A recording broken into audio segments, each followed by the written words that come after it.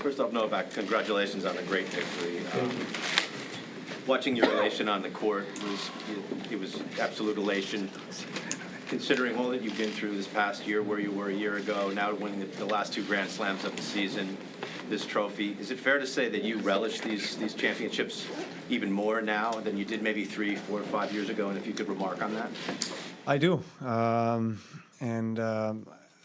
know you guys asked me a lot of questions which were related to me, so to say, describing the percentage-wise, where I am now to where I was 3 years ago or 4 years ago. But I feel like it's just kind of always my mindset was not to compare myself to any other previous year or season, because it's just my life has turned upside down in the last couple of years, with so many different things, changes that happen, becoming a father twice and being away from the tour 6 months and getting surgery and all these different things. And if you told me in February this year when I got the surgery that I'll win Wimbledon, US Open and Cincinnati, it would be hard to believe. But at the same time, there was always part of me that imagined and believed and hoped that I can get back on the desired level of tennis very soon. I expected, to be honest, quite frank, after surgery that I'll be back on a high level very, quite fast. But it took me actually 3-4 months really. And in that process, I learned a lot about myself and learned to be patient, which was never a really stronger side of me. But at the same time, life showed me that it takes time. For good things, it takes time to really build them and for things to fall into place. So you can center yourself, you can balance yourself, and thrive. And the last 2 months have been terrific. Novak, you've experienced what it's like to dominate in this game, yet, as you say, your life has changed a lot. Your priorities, maybe your values have shifted a little bit. Do you think about how difficult it is or how much effort you would have to put in if it's worth it to get to that kind of a level again? Well, I don't know, and I don't want to think about that level again, because I feel like I'm on a whole new level, and that's kind of my approach and my thinking is I just want to create from this moment onwards the most that I can create for myself and to get the best out of myself in every possible moment. That's really what I'm thinking about. I understand that, and I respect the history, not just my career, but this sport in general, and past can teach us a lot. But at the same time, I really want to direct, so to say, my attention and energy into the present moment. So my team knows that, my family knows that. I don't like to talk about, let's compare ourselves to this year or that year. I just like to be here now, work hard, work smart, and thrive. What does it, you mentioned him briefly on court there, but what does it mean to you to equal Pete Sampras, to get to that number 14? And if you could sort of also put into perspective in your mind the idea of now narrowing and getting closer to those two guys who are the only two ahead of you, Roger and Nadal. Well, as I said, history of the sport is I'm a student of the sport, of course, as everybody else, and I respect and history and everyone that has paved the path for me and for all of us to be doing what we're doing and to be part of this wonderful sport. Pete Sampras is one of the biggest legends ever to play the game, and was my childhood idol. He was someone I was looking up to, and the first actually thing I saw related to tennis on the TV was his first or second Wimbledon championship, and that inspired me to start playing tennis. So there's a lot of significance of me being now shoulder to shoulder in terms of Grand Slam wins with him. I mean, it's truly incredible when you think about it. I watched him win one of his first Wimbledon championships, and I grew up, playing and thinking that one day I'll be able to do what he does, and to actually be here, it's a dream come true. Novak, congratulations. All 3 times you've won here, you've won Wimbledon coming in. Do you feel that's just an odd coincidence, or do you think maybe there's something there to it? Well, I hope it happens every year.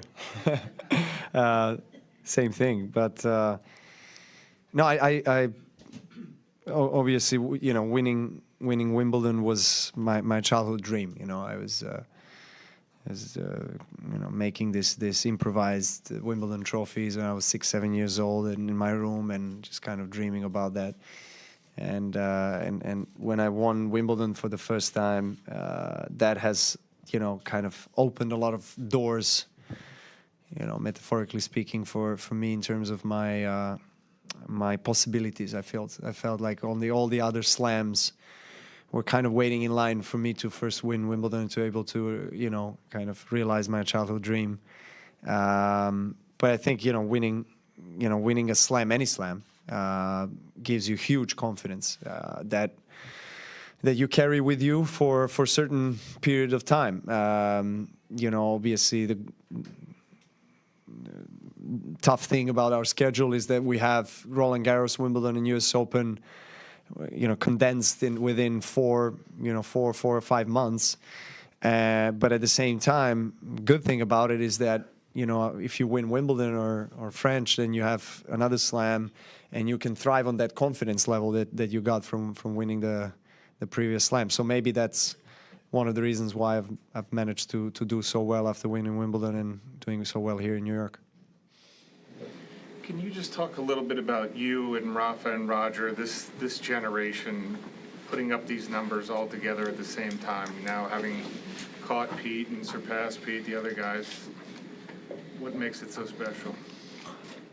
Well, I was talking about this before, that maybe 10 years ago I would say I'm not so really happy to be part of this era with Nadal and Federer, but actually today I really am, because I feel like these guys and rivalries with these guys, matches with Federer and Nadal, have made me the player I am and have shaped me into the player I am today. So I have utmost respect for what they have achieved on the court, but also the champions, the role models they are off the court. So I think we have pushed each other to the limit every time we get to play each other, and that's, for me, was always an ultimate challenge to play Nadal or Federer anywhere.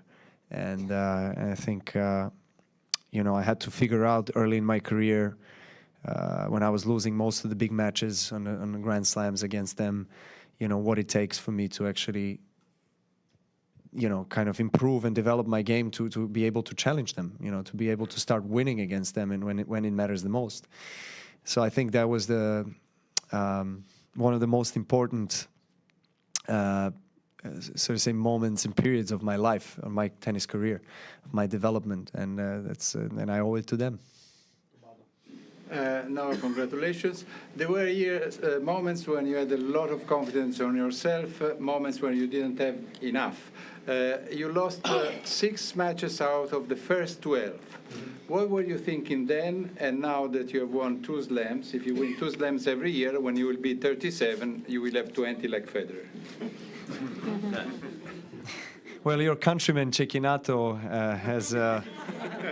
has made me realize a lot of things after that loss to him in Roland Garros. I was very, very disappointed with my performance that day, and I felt like I started to play well in Roma and had some great matches in Roland Garros, and then I felt like I let myself down a little bit there. And of course, credit to him for playing amazing match in the tournament, but I felt like I was so close to desired level, and then I just completely underplayed that match. So I had to kind of disconnect a little bit. I went hiking with my wife for 5 days in French mountains, and we just isolated ourselves and took things from a different perspective. And ever since then, the tennis is completely different for me. I mean, in terms of results, I played finals of Queens, won Wimbledon, one Cincinnati and one U.S. Open. So I guess we'll be hiking some more very soon. Novak, maybe people are going to think it's back to normal. Sorry. Maybe people are going to think it's back to normal. He's winning Grand Slams again, which made easy. But can you try to explain what has been required of you to, to rebuild the game, to rebuild the mindset from this surgery? Because it's been a long tunnel for you, and it seems easy that you've won the 2 Grand Slams in a row, but I'm sure it's not. Well, it's not. I mean, obviously, it's not. I'm just one of the hundreds of thousands of players that are trying to fight for their place at the Grand Slams and put their hands on this trophy. I mean, I think when it's just important to see things from, I guess, a larger perspective in order to appreciate everything that you do and to be humble in all of that success as well. I try to keep my both feet on the ground. I love this sport. As long as there is that flair in me, I really will keep on going, and I still feel it. I still have a lot of passion, and I think more than passion is just the will to work and to be dedicated every day. I know, how much it takes. From sacrifice and effort and energy, to actually give yourself a chance to fight for the trophy. But I also see other guys. I see them. We share the locker room. We share the gym. I see them every day, and I see how much sweat they put as well, and they spend, how much time they spend on the court. So it makes me work even harder. And on top of that, I have to balance, my family life and. I'm so grateful to my wife and my kids for being here with me. For most of you that have families, you probably understand what it's like to be away from your kids for 1 week, let alone 2 or 3. So I'm just glad that they travel with me, especially for the big tournaments, and so I can spend some time off the court with them, which gives me a great foundation for the tennis that comes after that. That moment after your loss at the French Open was pretty incredible. I mean, here was the great champion who was really angry and raw, and I thought very honest emotion. And then since then, you've gone on this incredible run. I'm just still not clear how it all unfolded. Could you talk a little bit more? Yeah. Could you talk a little bit about what your thoughts were in the mountains and? Well, I remember that one moment, particularly when we climbed that mountain. It was pretty high, and we reached the top after 3 hours, and. Credit to my wife. It's amazing. She's so fit. I can't believe that she managed to get all the way up. And we sat down and we just looked at the world from that perspective and just kind of breathed in the new inspiration and new motivation. I thought of tennis and thought of the emotion that tennis provokes in me in a way, and it was all positives, and I just felt like I had a new breath for this sport, and the rest is history in terms of results, in terms of how I felt. I just felt like it's a whole wave of energy that I was kind of thriving on from that moment onwards. Mount Chamonix, what mountain was it? Mount Victoire.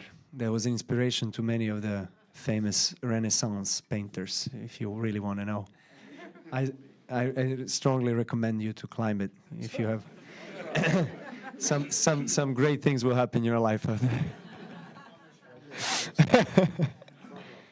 Congratulations. There are a lot of Juan Martin fans, and obviously very vocal throughout the match. When they're shouting and doing the ole oles, what do you tell yourself to stay focused, to not let yourself get distracted by it? This might sound funny to you, but my nickname is Nole.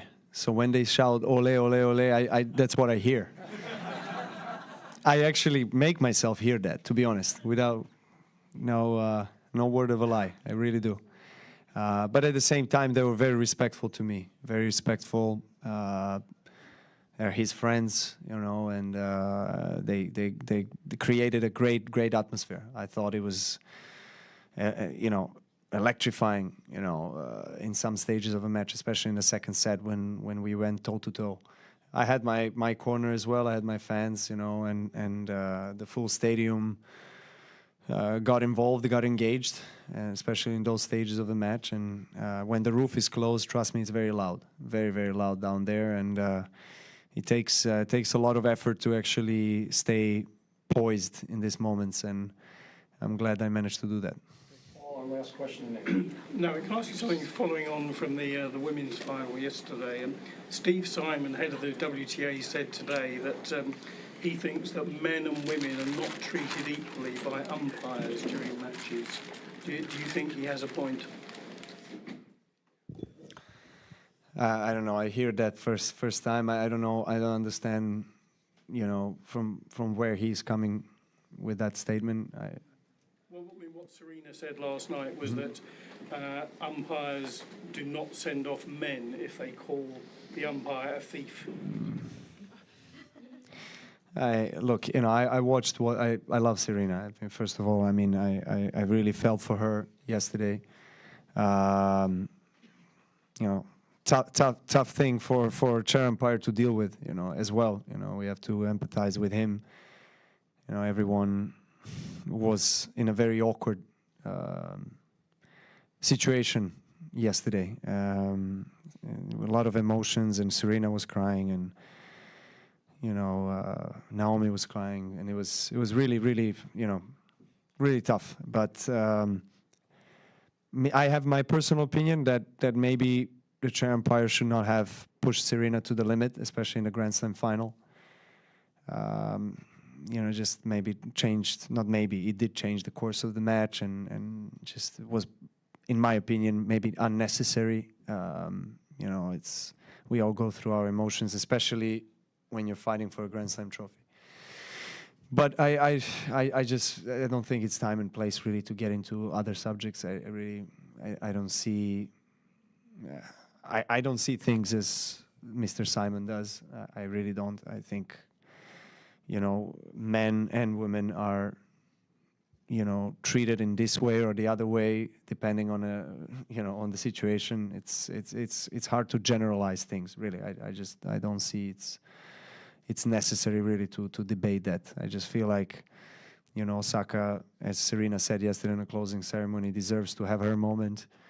And as for Serena, she knows I love her. She knows.